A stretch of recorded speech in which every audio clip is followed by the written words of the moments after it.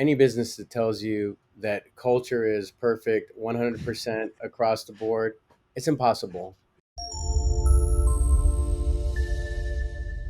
One of the things for me as a leader, right? So if we had a little bit of growth, nothing like what you guys are experiencing, but we as we grew in team members, it was hard, right? Because I had to relearn how to like build culture or scale culture is probably a better way to say that. Like how to effectively make sure that the culture is working and everybody's winning together Yes.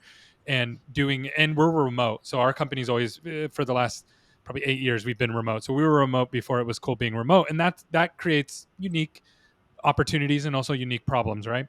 So one thing that I've seen is that you'll talk to somebody who works at a DSO and they have amazing culture. All the people are amazing there. Everybody's great.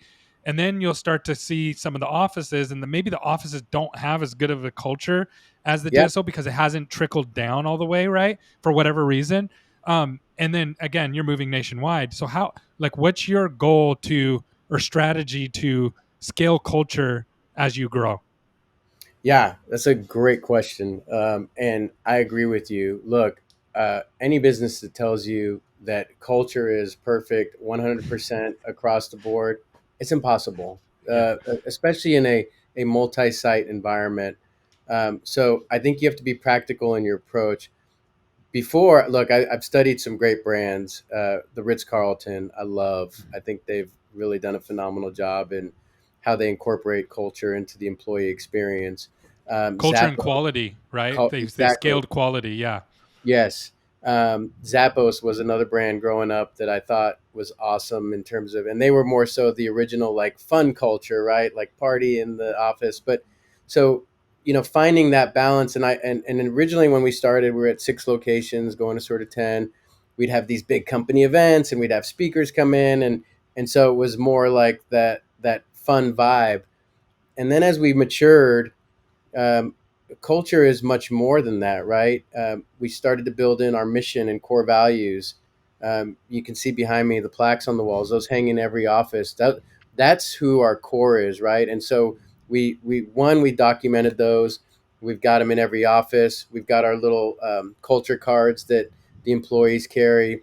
We use it in onboarding. Every employee goes through culture and core values onboarding, so we really lean into that repetition. Then we try to give them the foundation of infrastructure around your daily morning huddles that take place, and what are we talking about in those. So giving them a framework Yeah. on how Yeah. to lead with culture, and then for us, what kind of I think makes us unique is we'll then empower them to sort of make it their own. So we don't have this sort of cookie cutter thing.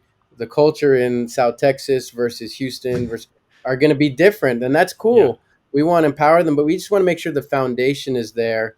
And now we're really focused on a more localized approach, investing in our team members and people, putting them through training. We'll do things annually, like take team members to the Crown Council event annually.